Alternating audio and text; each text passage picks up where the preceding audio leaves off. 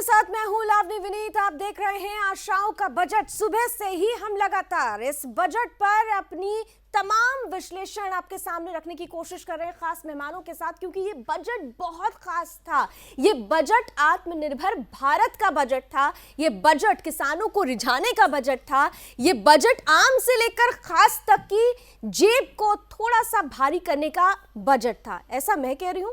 लेकिन यहां से थोड़ा सा उलट दूसरी तरफ देखें तो कुछ लोगों ने इस बजट को बहुत अच्छा भी नहीं कहा है, बहुत बुरा भी नहीं कहा है। इस बजट में क्या कुछ खास है और क्या कुछ और खास हो सकता था, अब इस पर आकलन करने की जरूरत है।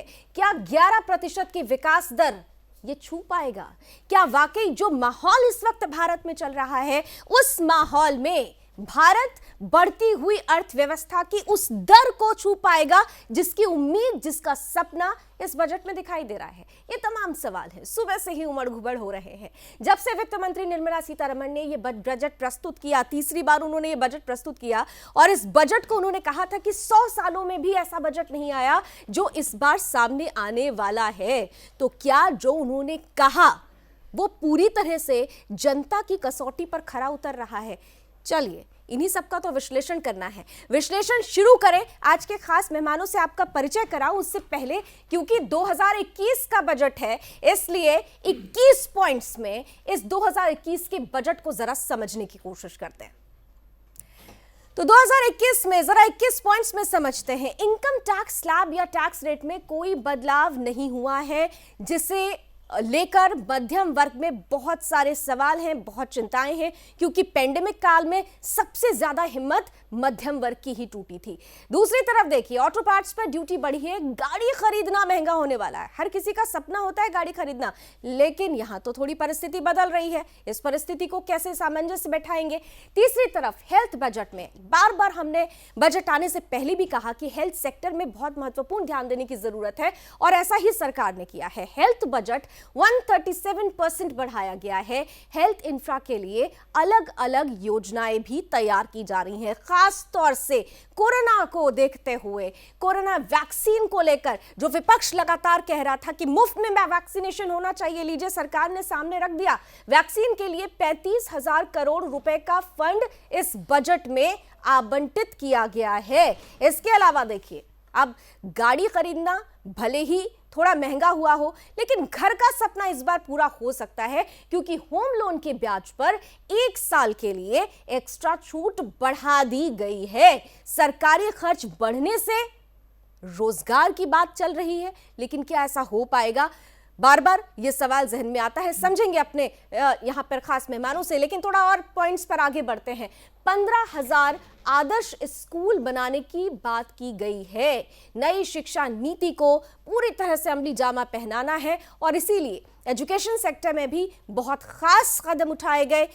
कृषि रक्षक छवि जो बार बार सरकार कह रही है, उसे प्रस्तुत करते हुए खास तौर से कृषि कर्ज का लक्ष्य 10% बढ़ा दिया गया। 1 करोड़ घरों के लिए उज्ज्वला स्कीम की बात इसमें कही गई है। इसके अलावा अगर देखें तो 5 साल में 2.86 करोड़ घरों में नल से पानी मिलेगा, लक्ष्य रखा गया है। साथ ही साथ गांव में इंफ्रास्ट्रक्चर के लिए 40,000 करोड़ रुपए आवंटित कर दिए गए हैं, क्योंकि लगातार यह कहा जाता है कि गांव अगर मजबूत होंगे तो फिर हमारा समाज मजबूत होगा, देश मजबूत होगा।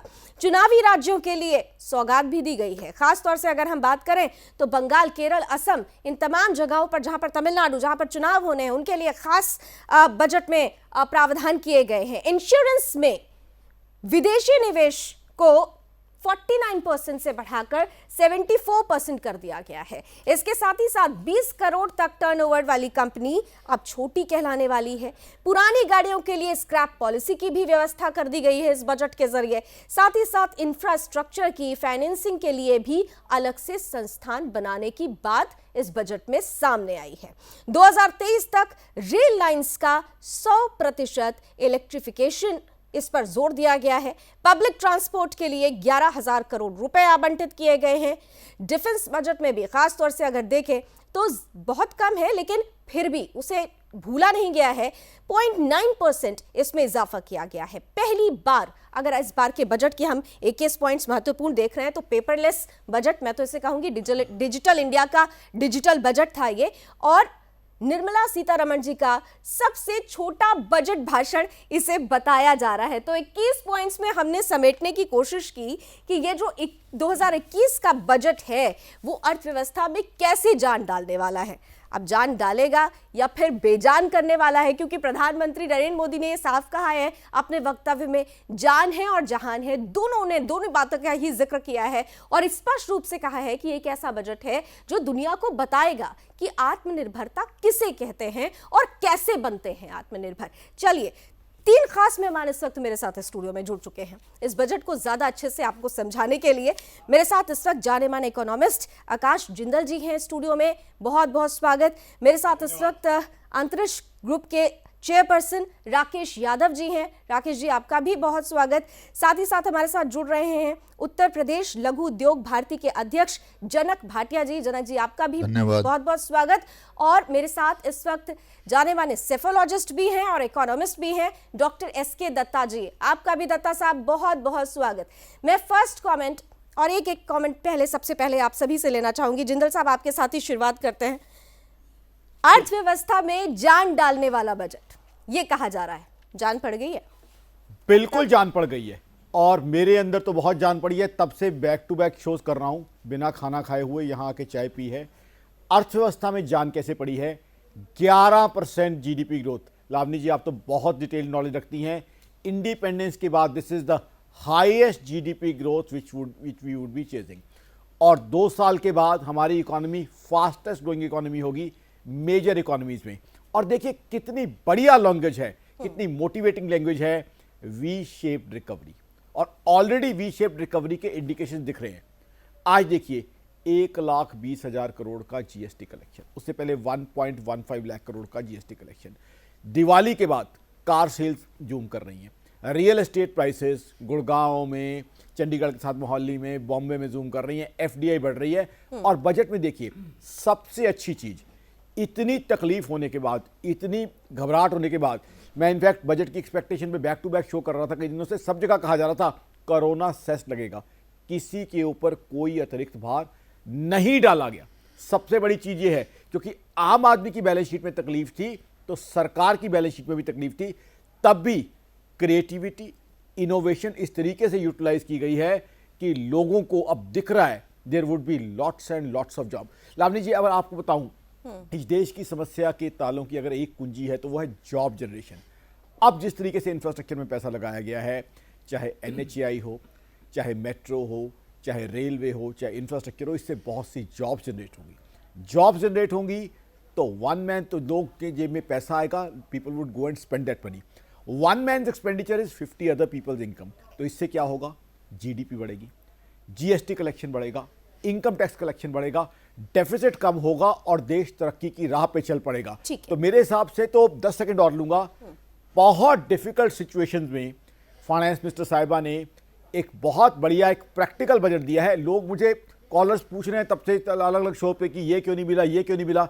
अरे भाई, देने को क्या था? कोरोना की वजह से जब आपकी बैलेंस शीट बिगड़ी थी तो सरकार की भी बिगड़ी हुई थी। सरकार ने इस स्थितियों में बहुत बढ़िया मैनेजमेंट की है, ये देखिए आप। ठीक है, बढ़िया मैनेजमेंट किया गया है। दत्ता साहब, आपके पास आते हो, आपको मेरी आवाज आ रही है? दत्ता साहब जी, मैं सुन पा रहा हूं। जी, जिंदल साहब ये कह रहे हैं कि बहुत बढ़िया बजट है ये, लेकिन एक जो सवाल बार बार मन में आ रहा है, फर्स्ट कमेंट के साथ मैं सवाल भी जोड़ देती हूं कि जब कभी भी हम बजट की बात करते हैं, जब कभी भी हम सपनों की भारत की बात करते हैं, जब कभी भी हम रोजगार परक बजट की बात करते हैं भारत के सुनहरे भविष्य के लिए, तो वहां पर 2 चीजें इंपॉर्टेंट होती है, लॉजिस्टिक सपोर्ट और प्रैक्टिकल सपोर्ट। लेकिन आज की जो सिचुएशन है, मैंने आज सुबह से बहुत सारे मेहमानों से ये समझने की कोशिश की, लेकिन क्लियर आंसर नहीं मिल पा रहा है। लॉजिस्टिक सपोर्ट और प्रैक्टिकल सपोर्ट में कंपैटिबिलिटी कैसे बना पाएंगे जब आज की परिस्थिति ही कुछ और है? इंटरनली जिन परिस्थितियों से हम जूझ रहे हैं, क्या वो कंपैटिबिलिटी हम बना पाएंगे? और उसको ध्यान में रखते हुए क्या हम 11% की जो इस विकास दर की बात कर रहे हैं, हम वहां तक पहुंच भी पाएंगे? नमस्कार लावनी जी, आपके चैनल पे मैं काफी दिन बाद आ रहा हूँ और ऐसे एक ऐतिहासिक मोमेंट पे आ रहा हूँ जो अपने आप में एक काफी कुशलता वाली मोमेंट है। मैं समझता हूँ कि माननीय प्रधानमंत्री जी 2014 से जब से नरेंद्र मोदी जी बने हैं, तब से लेके आज तक के तमाम जितने सारे बजट के विश्लेषण मैं लगातार किया हूँ अलग अलग चैनलों में हर साल, और आज भी कई सारे जगहों पे मेरा लगातार विश्लेषण चल ही रहा है। मैं मानता हूं कि ये बजट अपने आप में एक सबसे ज्यादा ऐतिहासिक बजट है मोदी जी के सरकार के। 2014 के बाद के बजट पे भी या फिर 19 के बाद 20 के बजट पे भी हमने इस तरह का दूरगामी पहल नहीं देखा है। और मैं समझता हूं कि छह पैरामीटर्स है इसके, या फिर छह टूल्स है जिसपे मैं इसको दूरगामी बजट कहता हूं। आपने कहा कि कॉम्पिटिबिलिटी और प्रैक्टिकलिटी को कैसे जोड़ा जाए इस पूरे बजट के माध्यम से। ये इसीलिए जोड़ पाया जाएगा क्योंकि ये कहीं ना कहीं पे दूरगामी दृष्टिकोण से एक आत्मनिर्भर भारत बजट है ये। और जिस हिसाब से विशेष अनुदान दिया गया है आपके छोटे और घरेलू उद्योग के लिए, कृषि के लिए, फिर उसके साथ साथ आपके इंफ्रास्ट्रक्चर के लिए, डिफेंस के लिए, हायर एजुकेशन के लिए, तमाम जितने सारे सेक्टर है, कोई भी सेक्टर को अछूत नहीं रखा गया है। सारे सेक्टर्स को छुआ गया है और हर सेक्टर के लिए एक दूरगामी पहल है। मैं इसीलिए इसको होलिस्टिक बजट कहता हूं। और मेरा मानना है कि बजट पेश होने के बाद ही कोई भी बजट का आकलन तभी हो जाता है जब 1 घंटे के अंदर स्टॉक मार्केट आपकी किस तरह से रिएक्ट करती है। आप नेशनल स्टॉक एक्सचेंज या फिर मुंबई स्टॉक एक्सचेंज को देख लीजिएगा, 1 घंटे 1.5 घंटे के अंदर इस पे लगातार उफान आई है। तो कहीं ना कहीं पे यही दर्शाता है कि मार्केट ने किस तरह से इस बजट को एक्सेप्ट किया है, किस तरह से रिएक्शन हुई है। और इसके साथ साथ मैं मानता हूं कि कोरोना काल के बाद इससे ज्यादा बेहतरीन बजट मेरे ख्याल से किसी भी फाइनेंस मिनिस्टर के लिए करना असंभव था। मुझे व्यक्तिगत इस बात के लिए भी खुशी होती है कि निर्मला दीदी मेरे यूनिवर्सिटी के सीनियर है और हम लोग दोनों ही जवाहरलाल नेहरू यूनिवर्सिटी के पास आउट हैं। हाँ।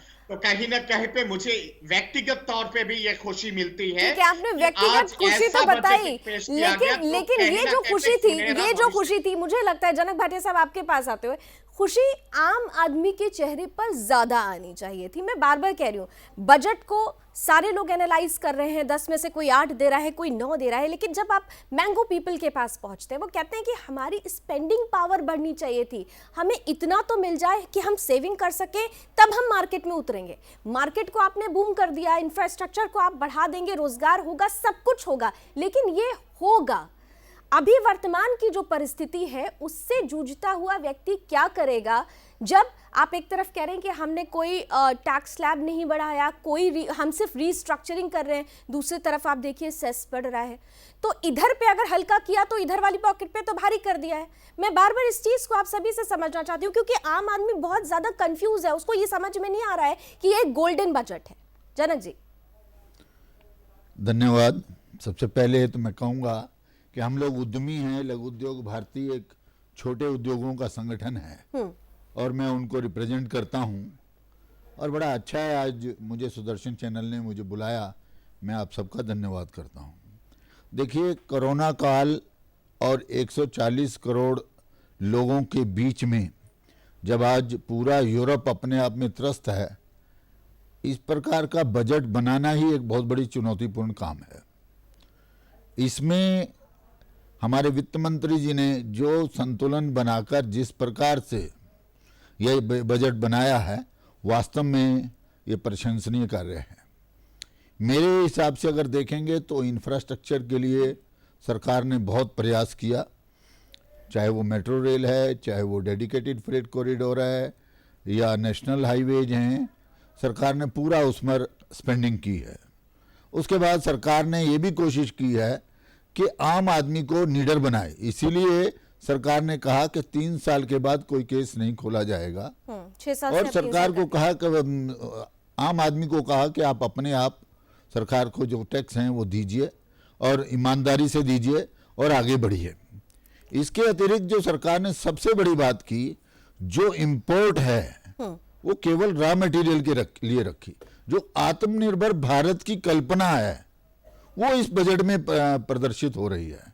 सरकार ने रॉ मटेरियल का इंपोर्ट तो अलाउ किया है, लेकिन फिनिश्ड गुड्स का इंपोर्ट मना कर उस पर ड्यूटी बढ़ाई है। जैसे लोग कहते हैं कि सरकार ने मोबाइल, ऑटोमोबाइल, टेक्सटाइल इस पर जोर दिया है कि ये भारत में ही बने, इसमें भारत में ही खपत हो और जो रॉ मटेरियल है उसकी कभी कमी ना आए। इस प्रकार का एक प्रयास इसमें किया गया है। इसके अतिरिक्त एक चीज जो जिस पे हमारा ध्यान जाना चाहिए, सरकार ने प्रयास किया है कि एंटरप्रेन्योरशिप डेवलप हो, उसके लिए सरकार ने पैसा दिया है और एमएसएमई की अगर हम बात करें तो उन्होंने दुगना कर दिया है निश्चित रूप से, उसको दुगना किया है।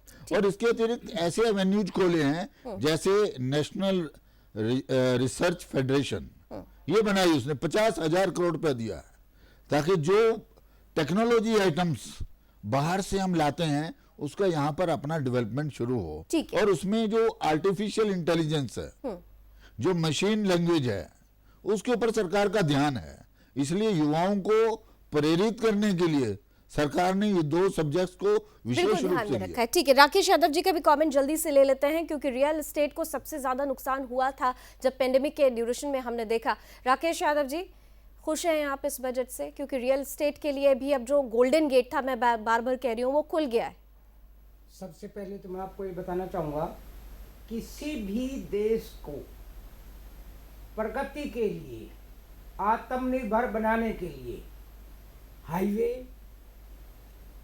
रेलवे और मेट्रो, एजुकेशन और हेल्थ, इसकी रिक्वायरमेंट होती है एक अच्छे डेवलपिंग कंट्री के लिए।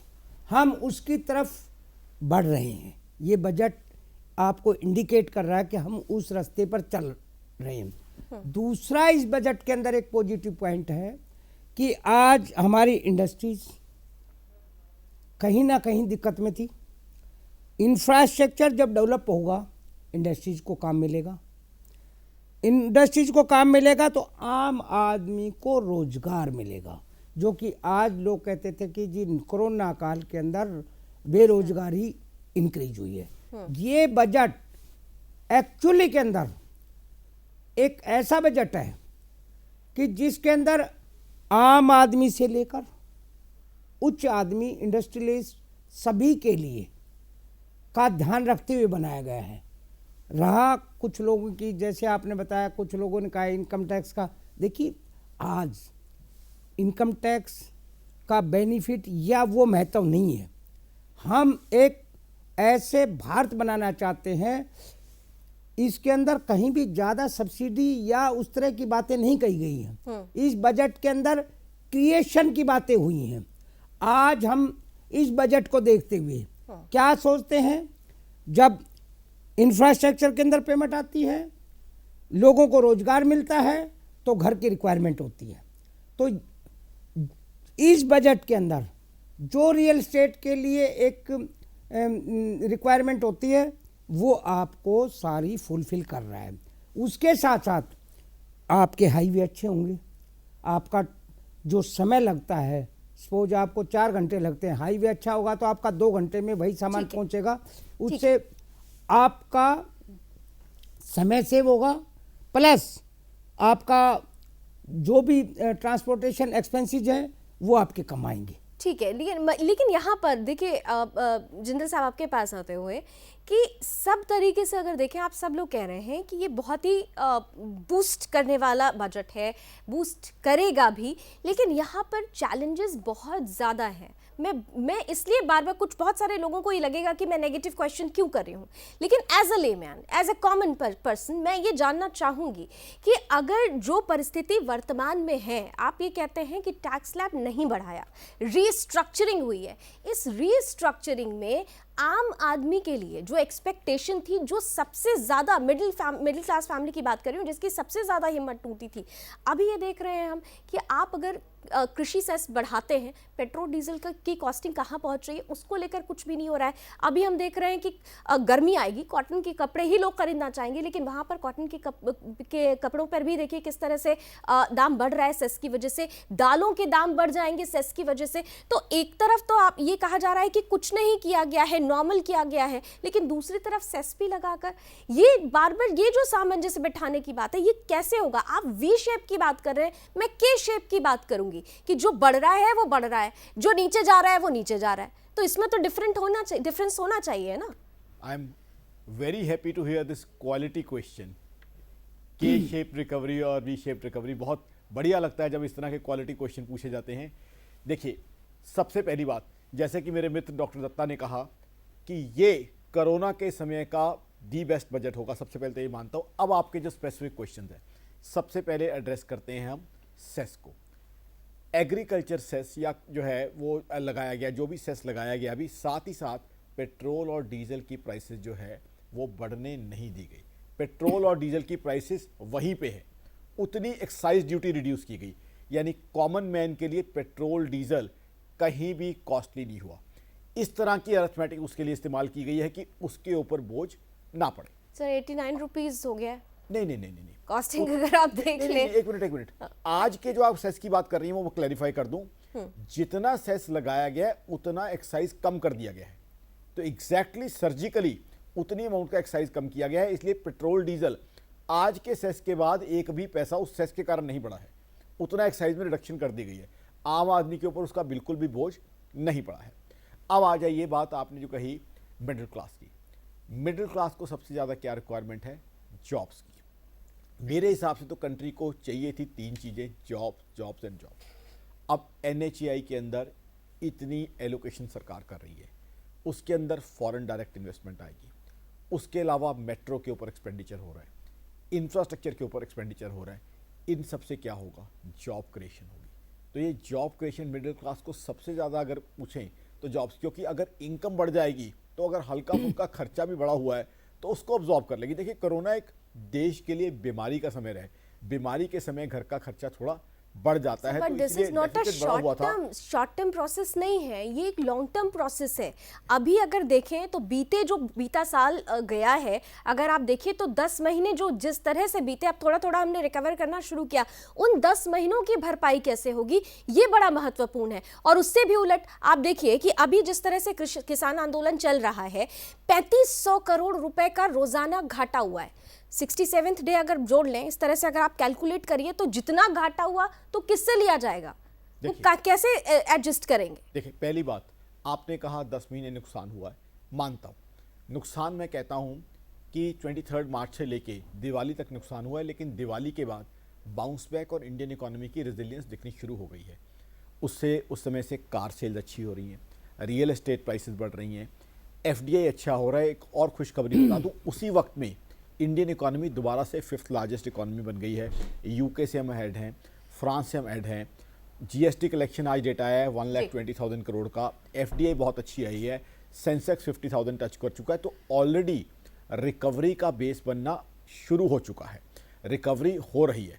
देखिए, जो किसान भाइयों का आंदोलन है, वहाँ तो मैं शुरू से एक चीज़ मेंटेन करता हूँ कि सरकार को जो है, सरकार की थोड़ी सी ये कमी रह गई कि अच्छे लॉ बनाए, बट किसान भाइयों को अच्छे से कम्युनिकेट नहीं कर पाए। अभी भी जो है हमारे प्रधानमंत्री साहब, हमारे कृषि मंत्री किसानों के साथ बैठ के सोल्यूशन निकालना चाहते हैं। और मैं तो किसान भाइयों को भी बड़े प्रेम से आग्रह करूंगा कि बैठ के प्रधानमंत्री साहब, कृषि मंत्री साहब के साथ एक सोल्यूशन निकाला जाए। अन्नदाता हमारे लिए बहुत जरूरी है और सरकार भी यही चाहती है। अभी भी समाधान निकला नहीं है, व्यवधान अभी वहां बना हुआ है। लेकिन इस बजट से क्या जो किसान रक्षक छवि है वो सरकार बरकरार रख पाई है, इस पर अब जिक्र करना जरूरी होगा। लेकिन एक छोटा सा ब्रेक लेंगे, ब्रेक के बाद जब आएंगे तो यही समझने की कोशिश करेंगे कि बार बार जिनके लिए ये बजट, जिनको समर्पित करने की इस बजट को बात आ रही थी, क्या वो बजट, ये बजट उन्हें समर्पित किया गया? खासतौर से हम अन्नदाताओं की बात कर रहे हैं। और अगर ऐसा है तो क्या जो आंदोलन अभी चल रहा है, व्यवधान जो चल रहा है, उसका समाधान आगे कुछ निकलेगा? एक छोटा सा ब्रेक, जारी रखते हैं चर्चा।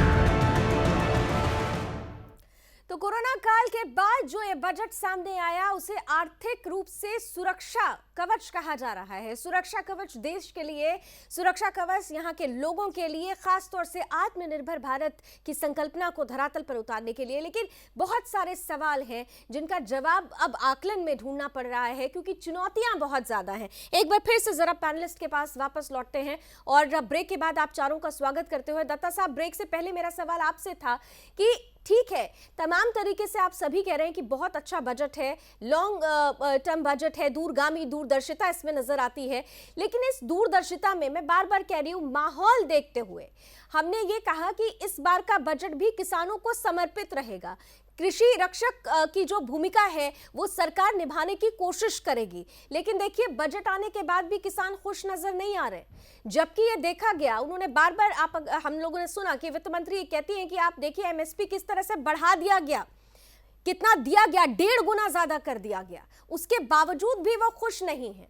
ये सारी परिस्थितियां, क्या आपको लगता है कि आने वाले वक्त में जिस चुनौती की मैं बार बार बात कर रही हूं, उस चुनौती पर पार पा पाएंगे? क्या हम उस सपने को, उस 11% की विकास दर को छू पाएंगे इस परिस्थिति में?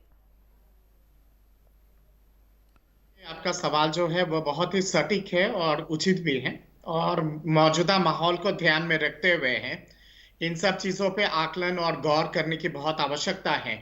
मैं स्पेसिफिकली किसान आंदोलन को लेके ही जवाब देता हूं और उसके बाद ये दूरगामी वाला परिपक्ष में आता हूं। आप मुझे एक बात बताइए ना कि शाहीन बाग और सीए वाला जो आंदोलन हुआ था, उससे भी तो हम लोग पार पाए और निजात पाए। ये तो अब जग जाहिर हो गया कि ये जो आंदोलन है ये कहीं ना कहीं पे अप्रत्यक्ष रूप से राजनीतिक आंदोलन था।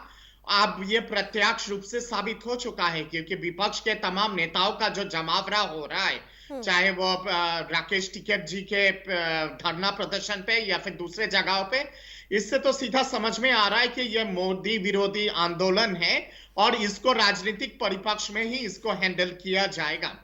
अब मैं आता हूं कि आम नागरिक के लिए क्या मिला है। आपने ब्रेक से पहले एक बहुत ही महत्वपूर्ण सवाल आपने पूछा था सेस को लेके, और खास करके आपने कपास के बारे में आपने उल्लेख किया था, कॉटन के बारे में और सिल्क के बारे में। मैं कहता हूं कि विदेश से जो कॉटन और सिल्क जो इंपोर्ट किया जाता है उस पे ड्यूटीज लगी है। भारत में जो कपास का पैदान होता है या फिर जो सिल्क का पैदान होता है उस पे ड्यूटीज नहीं लगी है, और उस पे मतलब कि आपका सेस भी नहीं लगा है। भारत के अंदर आत्मनिर्भरता बढ़ाने के लिए कृषि के क्षेत्र में विदेश से जो चीजें, एग्रीकल्चरल आइटम्स जिसको इंपोर्ट किया जाता है, उस पे सेस लगा है, उस पे ड्यूटीज लगी है। अब दूसरी बात यहाँ पे यह आता है कि आपके इस बजट में कौन सा बिंदु महत्वपूर्ण है। मैं समझता हूं कि हायर एजुकेशन और एजुकेशन में जिस हिसाब से अनुदान किया गया है, आपका एक हायर एजुकेशन काउंसिल के बारे में कहा गया है, लेह में एक सेंट्रल यूनिवर्सिटी के बारे में कहा गया है। यह कहीं ना कहीं पे एक बहुत महत्वपूर्ण पहल है आपके एजुकेशन को सक्षम बनाने के लिए और लोगों को कहीं ना कहीं पे एक तरह से लिटरेट बनाने के लिए। इसके साथ साथ हेल्थ पे विशेष रूप से ध्यान दिया गया है। पहले बार लगभग 38% ज्यादा अनुदान हुआ है हेल्थ में, जो अपने आप में बहुत बड़ा महत्वपूर्ण पहल है। आजादी के बाद से लेकर आज तक हेल्थ बजट इतने बड़े लेवल पे बढ़ाया नहीं गया है। डिफेंस को आप अगर देखेंगे, डिफेंस पे भी अनुदान बहुत बड़े पैमाने पे बढ़ाया गया है, पाकिस्तान और चीन को ध्यान में रखते हुए। इसके साथ साथ इंफ्रास्ट्रक्चर, खास करके आपके हाउसिंग के क्षेत्र में, फिर आपके रोडवेज, एयरवेज, ट्रांसपोर्ट, रेलवेज, फिर एयरपोर्ट्स, पोर्ट्स, जिस हिसाब से अनुदान बढ़ाया गया है, जो एलोकेशन दिया गया है, 6 नए बंदरगाह के बारे में बताया गया है। अनुदान के साथ साथ विनिवेश को भी बढ़ा दिया गया है, विनिवेश पर भी बल दे दिया गया है। तो सवाल यही उठ रहा है कि क्या विनिवेश करने से, जो भी आपको कहते हैं ना कि आपको अगर आमदनी खर्चा करना है तो आमदनी भी होनी चाहिए, तो क्या आमदनी विनिवेश से होगी? अलॉटमेंट हुआ है, लेकिन विनिवेश को भी तो बहुत ज्यादा बढ़ावा दिया गया। एफडीआई को और आकर्षित करने के लिए बहुत सारा छूट दिया गया है। खास करके एक छोटा सा उदाहरण अगर मैं दे दूं, इंश्योरेंस सेक्टर पे जिस तरह से 75% के आसपास एफडीआई के लिए आमंत्रण दिया गया है और जो पहल किया गया है, कानून को सरल बनाने के सरलता के लिए, वो कहीं ना कहीं पे सीधा फॉरेन डायरेक्ट इन्वेस्टमेंट और फॉरेन इंस्टीट्यूशनल इन्वेस्टमेंट को ध्यान में रखते हुए किया गया है। और जो स्टिमुलस पैकेज की जो आप बात कर रहे थे, कोरोना काल में सरकार ने एक बार नहीं 3 बार स्टिमुलस पैकेज दिया है। हाँ, ठीक है। और वो कहीं इसीलिए ना मैंने कहीं कहा जो भी एक कि 3 आपातकालीन छोटे स्थिति बजट पैदा का हुआ बड़ा था, रूप उसको है ये, ठीक है, comply करने के लेकिन लिए उस किया पॉइंट गया पर था। आते हुए और जल्दी से जरा आकाश जी का प्रोसेस जवाब को ले लेती हूँ, उसके बाद मेरे 2 खास मेहमान हैं, उनके क्षेत्र से जुड़ा हुआ सवाल करूंगी। लेकिन आकाश जी, विनिवेश का मुद्दा इसलिए हम बार बार उठाते हैं क्योंकि एक तरफ आप देखिए कि ये कहा जा रहा है ना कि हम जब विनिवेश होगा तो उससे ज्यादा लंबे स्तर पर काम होगा, अच्छे स्तर पर क्वालिटी ज्यादा बढ़ेगी, रोजगार बहुत होगा। लेकिन एक अगर आंकड़ा अगर आपको ध्यान हो, आप अगर मैं गलत होंगी तो मुझे करेक्ट जरूर करिएगा, कि 2.1 लाख करोड़ का एक लक्ष्य रखा गया था, लेकिन ऐसा हो नहीं पाया। लक्ष्य कितना हमने हासिल किया? मात्र 20,000 करोड़ का।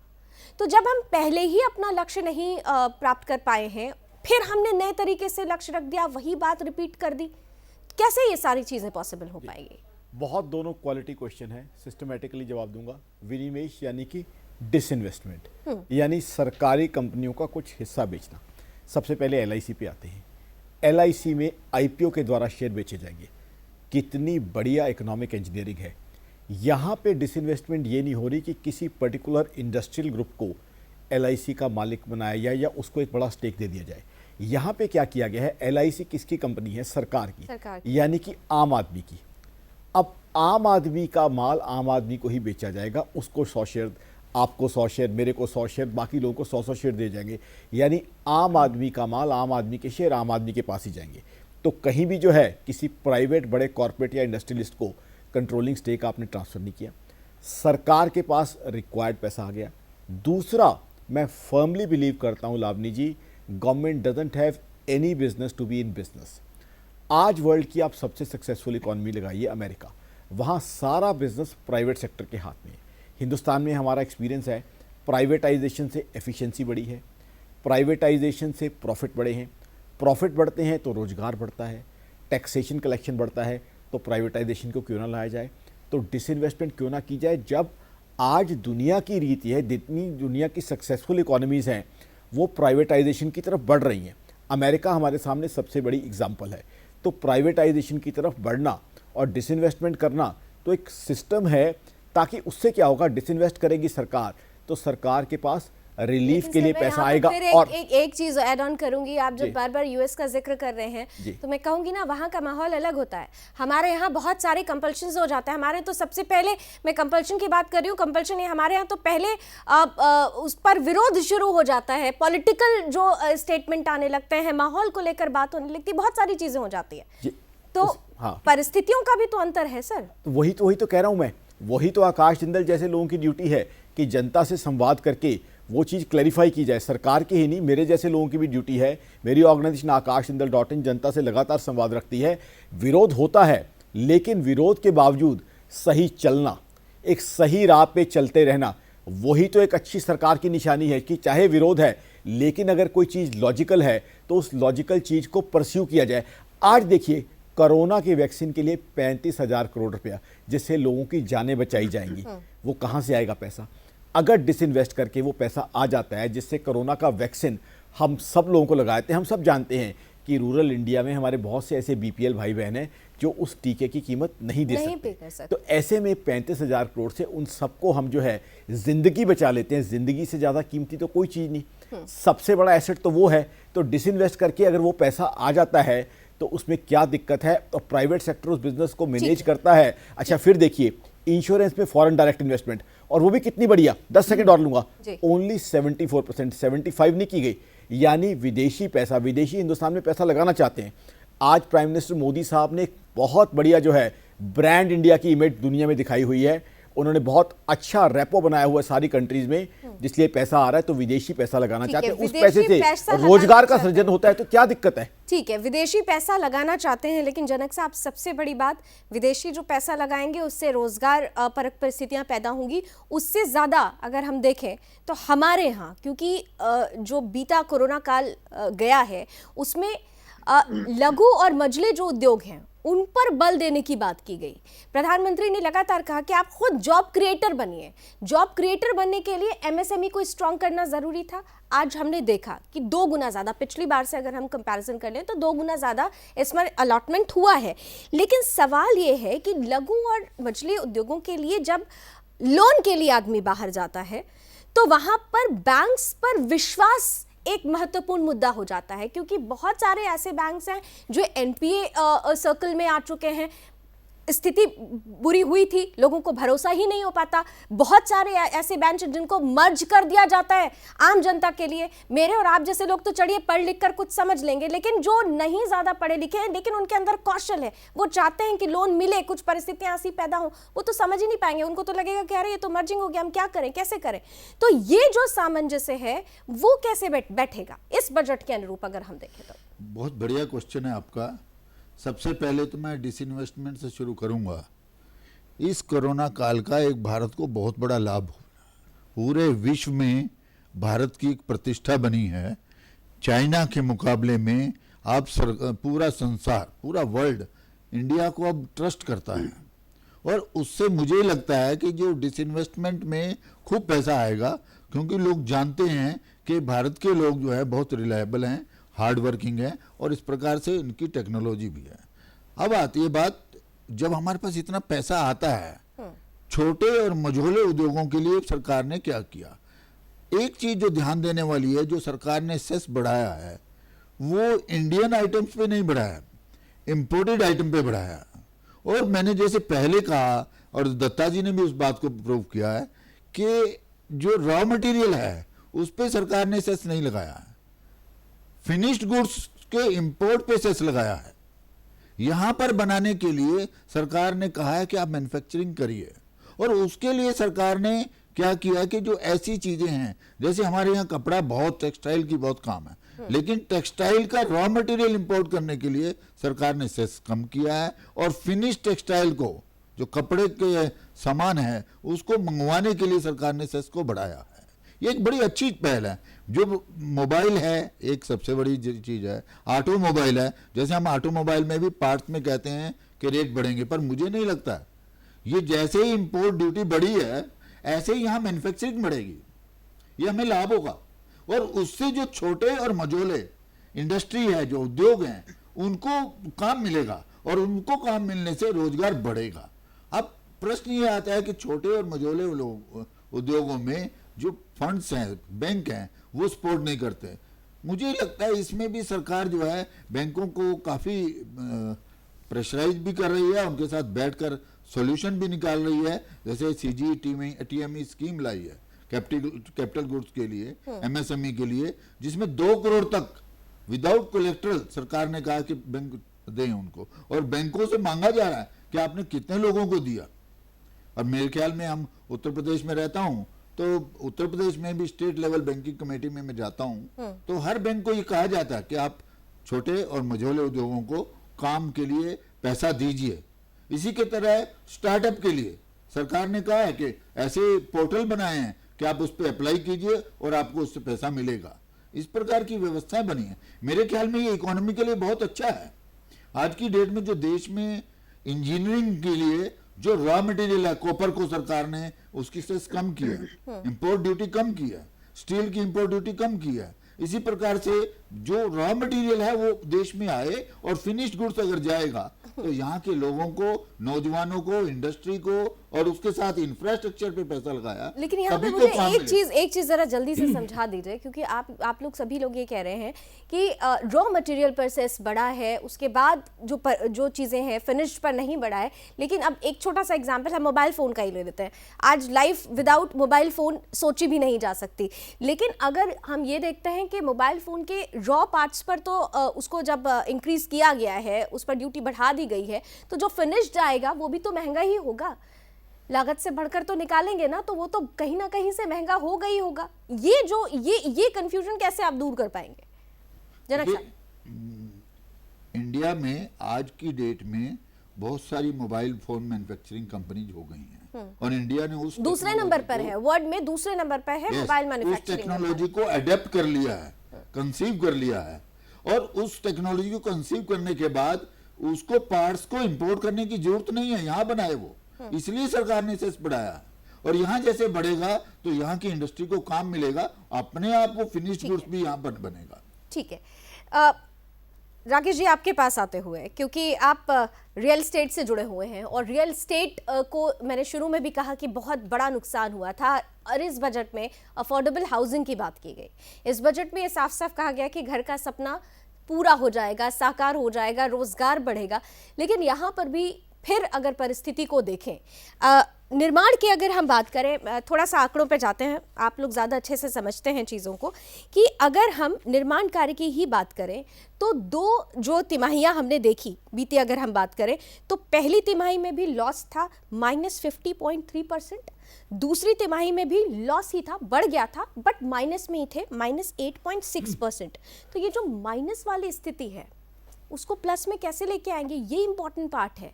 मैन्युफैक्चरिंग में भी कुछ ऐसा ही था, पहली तिमाही में -39.3% था, दूसरे में बढ़ा जरूर लेकिन माइनस में ही रहा 0.6%। तो ये इसको प्लस करना है, उस प्लस को करने के लिए ये जो बड़ा गैप है, ये वैक्यूम है, वो कैसे फिल होगा, ये जरा समझाइए। देखिए, अभी तक हम जब बात कर रहे थे, बेसिकली क्या था, इस वैक्यूम को भरने के लिए सरकार ने क्या किया, एक बजट एलोकेट किया railway, highway, metros, airport, education, health, इन सब चीज़ में जो बजट जाएगा वहाँ रोज़गार पैदा होगा, वहाँ इंडस्ट्रीज भी चलेगा, रियल एस्टेट भी चलेगा, सभी चीज़ चलेगा। दूसरा, सरकार ने एक अच्छा काम क्या किया है कि रियल एस्टेट इन्वेस्टमेंट ट्रस्ट और रियल इंफ्रास्ट्रक्चर इन्वेस्टमेंट ट्रस्ट, जो TDS था, उसको एग्जाम के लिए प्रपोजल भेजा है। तो वो भारी उसके अंदर भी एक अट्रैक्शन आएगा, वो आने से हमारे पास बहुत बड़ा फंड आ जाता है, जिसके कारण जो आप ये माइनस की बात कर रहे हैं, इंडस्ट्रीज और रियल एस्टेट, वो उसके पीछे रीजन क्या था कि कोरोना काल के अंदर दोनों चीज़ों में ना सेल को ना खरीदने वाला ग्राहक था, ना मैन्युफैक्चरिंग था, इस कारण से लॉस हुआ था। अब रियल एस्टेट एक अच्छे, इस बजट के बाद में ऐसी आशा करते हैं, काफ़ी सुधार हुआ है पिछले दिनों रियल एस्टेट में, इंडस्ट्रीज में भी। और अब आपने पिछले दिनों में देखा होगा, अब आप देख रहे हैं कि हाउसिंग लोन पहले के मुकाबले में काफ़ी सस्ता हुआ है, उससे लोगों का अट्रैक्शन बढ़ा है और लोग घर खरीदेंगे। जैसे घर खरीदेंगे, इंडस्ट्रीज भी ठीक हो जाएगी और रियल एस्टेट भी ठीक हो जाएगी। दत्ता साहब, घर खरीदने का सपना पूरा होने का वक्त आ गया, पूरा हो पाएगा? परिस्थितियां बन गई ऐसी? और कहीं ना कहीं पे मैं समझता हूँ कि जिस हिसाब से होम लोन पे जो छूट दी गई है, वो एक बहुत बड़ा पहल है घर का सपना को पूरा करने के लिए। मैं अगर पूरा नटशेल पे या फिर एक लाइन पे इस बजट का अगर मैं समीक्षा करूं तो मैं कहूंगा कि इस बजट में कहीं ना कहीं पे एक दूरगामी आर्थिक डिसइन्वेस्टमेंट है भारत के सामाजिक इन्वेस्टमेंट के लिए। और दूसरी बात यहाँ पे यह है कि भारत की जटिलता में ही भारत की सरलता है, और भारत की जो जटिलता है उसी पे ही भारत आत्मनिर्भर बन सकता है। अमेरिका का या फिर यूरोप का मॉडल को हम लोग भारत के ऊपर थोप के भारत को देख नहीं सकते हैं। भारत के जो विभिन्न परिस्थिति है उसको ध्यान में रखते हुए उस हिसाब से रणनीति बनाने की आवश्यकता है। भारत की जटिलता में राजनीतिक विभिन्नता है। अगर आज हम बंगाल, असम, तमिलनाडु और तमाम उन जगहों की हम बात कर लें जहां पर इलेक्शन होने वाला है, मैंने इसीलिए कहा कि भारत की जटिलता में राजनीतिक विभिन्नता है। उस विभिन्नता को ही तो एकता में कैसे बदलेंगे जब विभिन्नता है? जटिलता तो वहीं पर आकर शुरू हो जाती है। लावनी, इस चीज का मैं जवाब दे देता हूँ। उस विभिन्नता को एकता में बदलने के लिए तो राजनीतिक लॉलीपॉप दी गई है ना इन तमाम प्रदेशों के लिए, ताकि विपक्ष का जो एक दुष्प्रचार है उसको न्यूट्रलाइज किया जाए। और खास करके आप 2 प्रदेशों का उल्लेख मैं करता हूं, आसाम और बंगाल का। आसाम और बंगाल कहीं ना कहीं पे बहुत ही बैकवर्ड स्टेट में से हैं आज के डेट में इकोनॉमिकली। वहां के गलत नीतियों के चलते विपक्ष ने जो लगातार गलत नीति अपनाई थी, और उस पे आज जिस हिसाब से अनुदान किया गया है इंफ्रास्ट्रक्चर को लेके, वाटरवेज को लेके, हाईवेज को लेके, रेलवेज को लेके, वो कहीं ना कहीं पे इस जटिलता को ध्यान में रखते हुए है। फायदा मिलेगा बीजेपी को, आपको लगता है? जी, फायदा मिलेगा बीजेपी को इसका, आपको लगता है? वो तो ममता दीदी की घबराहट से ही समझ में आता है कि बंगाल में क्या हो रहा है। और क्योंकि आप बंगाल और असम के परिपक्ष में आपने सवाल पूछ लिया है, तो जाते जाते जरूर एक चीज कह के जाऊंगा, और ये मैं बांग्ला में ही बोल देता हूँ। 19 হাওয়ায় ঝড়ে গেছে ঘাস ফুল, 21 হাওয়ায় মুড়ছে যাবে घास फूल। यानी कि जो कमल जो खिला था 19 में, आधा कमल, उसके चलते मुरझा गया था टीएमसी, और 21 के राजनीतिक लड़ाई में ये पूरा संपूर्ण हो जाएगा। ठीक है, और आगे आगे देखिए क्या होता है वहां। ठीक है, आगे आगे देखिए क्या होता है। आप जिंदल साहब कुछ कहना चाह रहे थे? जी देखिए, मैं दो चीज़ें कहना चाहूँगा। इस समय एक विज़न हम लेके चल रहे हैं। प्रधानमंत्री साहब ने कोरोना के अंदर दो बहुत अच्छे थीम दिए थे, बीइंग वोकल फॉर लोकल, आत्मनिर्भर भारत। अब ये थीम मेरे हिसाब से हमारे विजनरी प्राइम मिनिस्टर ने उस सिचुएशन को आइडेंटिफाई करके दिए थे, और आज उस बजट में जो है आत्मनिर्भर भारत का जो है बड़ा एक बेस इंपॉर्टेंट लेके चलिए। अब क्यों दिए थे ये? क्योंकि अब देखिए, आप देखिए, चाइना लगातार कमज़ोर हो रहा है। क्यों? यूएस चाइना ट्रेड वॉर अभी भी कंटिन्यू रहेगी। चाइना के ऊपर बहुत ह्यूज डेट जो है वो क्रिएट हो गया। और एक और चीज़ जो इसकी बहुत कम डिस्कशन होती है, चाइना के ऊपर प्रेशर है कि अपनी करेंसी को दोबारा वैल्यू करे। लावनी जी, जापान के ऊपर जब ये प्रेशर आया था तो 80s में जापान की इकॉनमी चरमरा गई थी, नीचे चली गई थी। चाइना के साथ भी वही होने वाला है। तो उसके बाद क्या होगा? ग्लोबल मनी कहाँ जाएगा? ग्लोबल मनी यूएस जैसी सैचुरेटेड इकॉनमी में जाएगा नहीं, यूरोप के हालात पहले ही ख़राब हैं, तो ऐसे में वो ग्लोबल मनी इंडिया आएगा। तो उस ग्लोबल मनी से हम यहाँ पे मैन्युफैक्चरिंग के बड़े बड़े प्लांट लगा सकते हैं, जिससे हम अपने यूथ को एम्प्लॉयमेंट अपॉर्चुनिटीज दे सकते हैं। अब देखिए, यही एक विजनरी चीज़ आज इंश्योरेंस में की गई है। 49 को 74 कर दिया, तो उससे क्या होगा? ग्लोबल मनी यहाँ आएगा। ग्लोबल मनी से इंश्योरेंस कंपनीज़ के पास कैपिटल बढ़ेगी, वो अपना इंफ्रास्ट्रक्चर बढ़ाएंगी, री इंश्योरेंस का काम भी शुरू होगा। यहाँ पे लोगों को बेटर इंश्योर्ड होंगे लोग, साथ ही साथ एम्प्लॉयमेंट जनरेशन होगा। तो कहीं ना कहीं मैं सैल्यूट करूंगा हमारे प्राइम मिनिस्टर साहब को कि जो विजनरी थीम्स दिए हैं, बीइंग वोकल फॉर लोकल और आत्मनिर्भर भारत, वो अब प्ले आउट करना शुरू हो गए हैं। And the world is believing us. ठीक है, दुनिया हिंदुस्तान को विश्वास करके आ रही है, विश्वास कर रही है। समय की बाध्यता है, मुझे चर्चा यहाँ खत्म करनी होगी, लेकिन इस 1 घंटे में बड़ी महत्वपूर्ण बातें सामने आई और हमारे तमाम मेहमानों ने एक बात तो स्पष्ट रूप से आपके सामने रखने की कोशिश की है कि इस बजट को सिर्फ छिछले तौर पर ये देखकर मत समझिए आम आदमी के लिए, मध्यम वर्ग के लिए, कि इस बजट से कुछ नहीं मिला। इस बजट से बहुत कुछ मिला है। ये बहुत कुछ, हाँ, थोड़ा सा वक्त लग सकता है, लेकिन कहते हैं ना, अच्छी चीजों के लिए अगर धीरता रखी जाए तो धीरता का परिणाम बहुत मीठा होता है। तो इसका परिणाम बहुत मीठा होने वाला है। बहुत बहुत शुक्रिया, बहुत बहुत धन्यवाद आप चारों मेहमानों का आज के विशेष इस कार्यक्रम में हमारे साथ जुड़ने के लिए। आशाओं का बजट है, आशाएं जारी रहेगी और हमारी कोशिश रहेगी कि लगातार हम पल पल की खबरें और साथ ही साथ लोगों के मन में क्या कुछ चल रहा है, अगले 48 घंटे तक यही बातें होती रहेंगी, नजर बनी रहेगी। फिलहाल अभी बस इतना ही। जय।